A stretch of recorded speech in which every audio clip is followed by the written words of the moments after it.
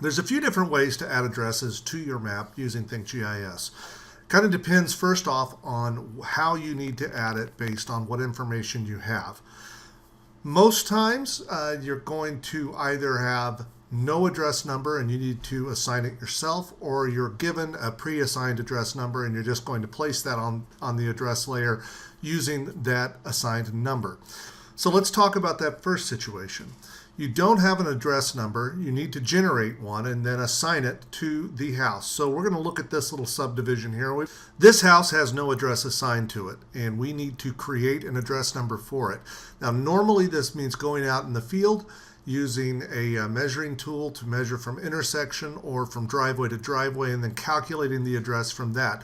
Think GIS will actually take that work out of it for you and do it for you. So in order to run the new address wizard, first I need to lock my address layer for editing. So I'm going to come up to my layer settings here, come down to my address layer, and then on this edit lock field I'm going to select edit. Once that's highlighted, I'll just close out of here. Now I'm going to go to my tools and I'm going to show my map editing tools. Once those are up, my advanced tools have a lot more menus underneath them. The one we're looking for is production tools, and the tool at the very top, new address wizard. If this is a tool you're going to be using often, I recommend that you set up a button at the top of your tool palette up here that will automatically go to this menu item so you don't have to browse for it every time. Once I've selected that new address wizard, like any other tool in Think GIS, down in this gray bar across the bottom, it's going to tell me how to use that tool. So the first thing it's telling me to do is pick a point representing the address location. So I'm going to put it just over the top of the house that needs the address and left click. Now it's telling me to pick a point on the road, and what it means is a point where the driveway meets the road center line. So I put my cursor on the road center line, I get that little hourglass. I want to see that. That tells me I'm snapped to that road. Once I'm on it, I left click, and it's going to ask me if I've got multiple address layers, which one I want to use. Most of the time you'll only have one address layer, so you won't need to choose here, but in this case I've got several. So I'm going to leave it highlighted on my main addresses layer. That's what I want it to go to. That's the one I've already locked for editing, so I just say OK. It's going to pop up and tell me that I can look at and review my reference points. So reference point 1, I'm going to start there. I'm going to highlight that and say OK. I'm going to zoom in back closer on this so I can actually see what I'm working with here. So what it's done is set up reference point 1 as 602 based on this house number over here to the right of me, or the east of the address that I'm assigning here. And then reference point number 2 is over here as 516. Again, it's using this house number to define this. Now, if I want to refine this at all, it's probably going to be reference point 2 here. I'd like to get it right on where the driveway is actually meeting the road. So to do that, I'm going to right click out of the point 1, and I'm going to change my reference point 2. So I highlight that, I say OK. I'm going to zoom back in, and I'm going to pick where reference point 2 is. So I'm going to say it's right about here actually, and I'm still going to use house number 516 because that is the house number here. But now it's going to reference it against the driveway. So once I've got those set, I'm satisfied with them. I just say OK to continue, and it automatically applies a house number based on the calculations between 602 and 516. So I don't have to do any other work here. It's already defined all of that for me. All I have to do is say OK. And now if I zoom back in on that location, there's my house number on top of my house. If I click on it, it's now part of my address layer. It will now be searchable within the address layer. Always good to do a file save once you're done here. So if I already have an address assigned, in other words, I don't need to calculate the address number like we just did with the new address wizard, all I need to do is add that new address to my addresses layer. I already have my map editing tools showing, so I don't need to bring those up again. I do need to go down and select my current layer, and in this case it's going to be my addresses layer. Whatever is in my current layer window is the one that I'm going to be drawing on and adding new information to. In this case, for my addresses, I'm going to add a new feature. So I simply click on New Feature. It brings up my new feature window, and then I just fill in the information. So we're looking down here on Alana Drive, and I happen to know that this is 402 Alana Drive in Goshen. So all I need to do is fill that out in my form. 402 Alana Drive in Goshen.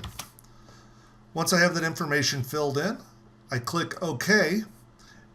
And in my current feature window now, it's populated with that new feature that I just put in. So there's my 402 Alana Drive in Goshen. To add it to the map now, it depends on what sort of entity, that is, what sort of drawing I'm going to put out there for it. For center lines, we use polylines. For the parcels, we use an area.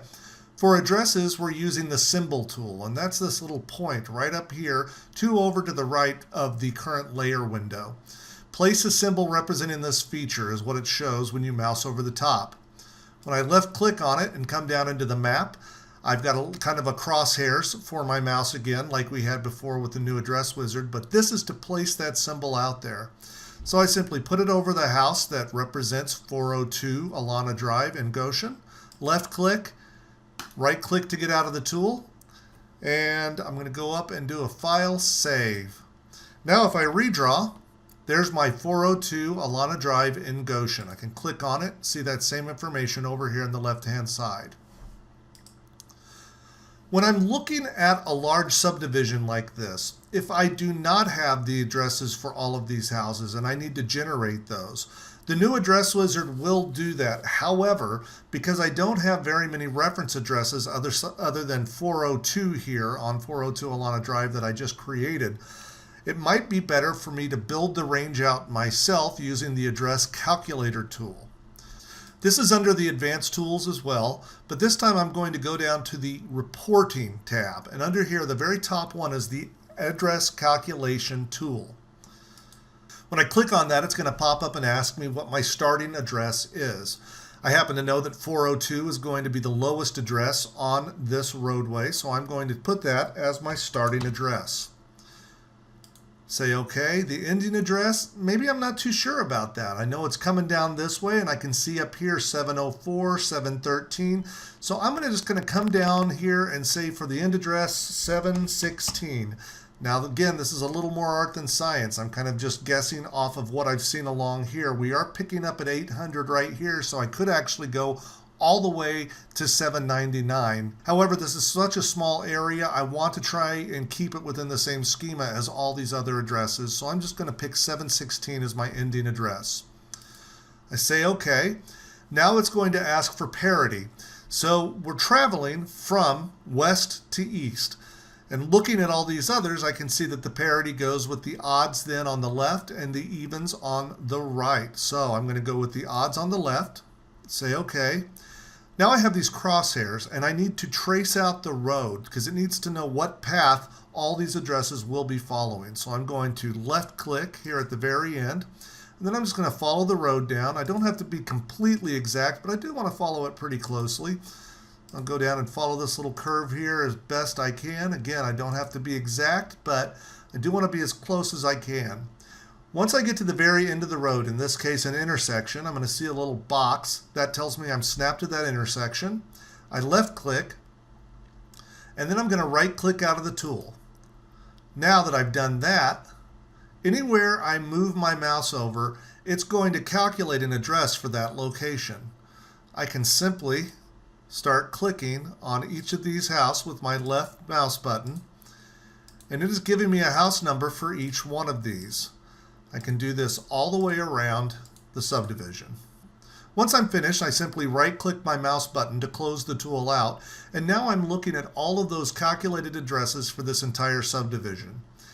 Just like we did with 402 here, to update these in the map, then I simply just need to add a new feature, 403, and we are doing Alana Drive, remember? And it's in Goshen. I say OK, place my point, and I can move on to the next one, 411, and so on.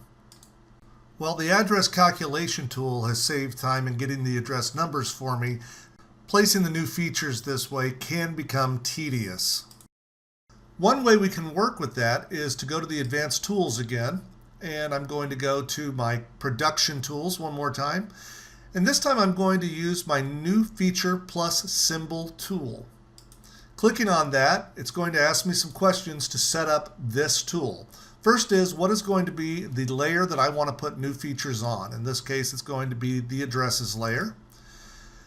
What do I want it to do if it already exists on that layer? Since addresses need to be unique, I'm going to want it to prompt me before it adds a duplicate address out there. So I'll set that to prompt before adding. I'll say OK. Now I just start filling in the information. So 429 Alana Drive. I can hit enter and click 429 where it needs to go. 449, hit enter. This speeds things up significantly, as you can see. I can complete this now much more quickly using this tool.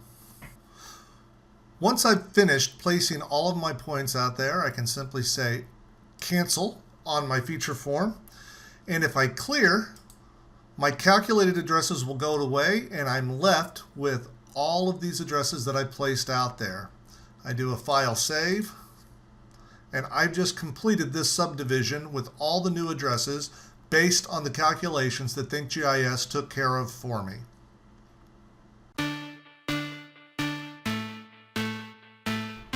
We hope you found this training session beneficial and to your liking. If you have further questions, please contact us at 888-225-5984 or email us at support@wthgis.com.